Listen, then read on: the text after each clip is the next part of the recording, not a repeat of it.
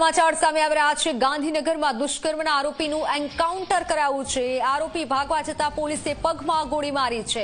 5 વર્ષીય બાળકી સાથે આરોપીએ દુષ્કર્મનો જે પ્રયાસ કર્યો હતો, દુષ્કર્મ કર્યું હતું, પરંતુ અંતે હવે પોલીસે એન્કાઉન્ટર કર્યું છે। આ મોટા સમાચાર। ગાંધીનગરમાં દુષ્કર્મની ઘટના બની હતી।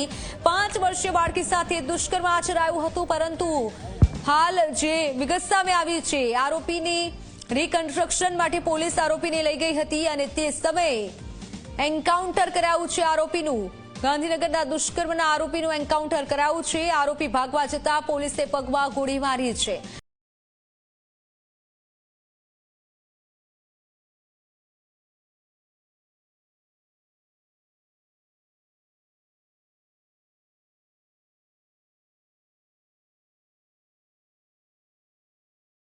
जी आपका नाम परिचय? मैं शीतल रावल बोल रही हूँ, सेक्टर 24 से, गांधीनगर से।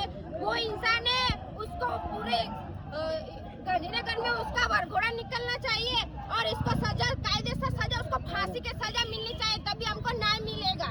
अच्छा, आज कुछ एनकाउंटर की बात है, क्या कहेंगे?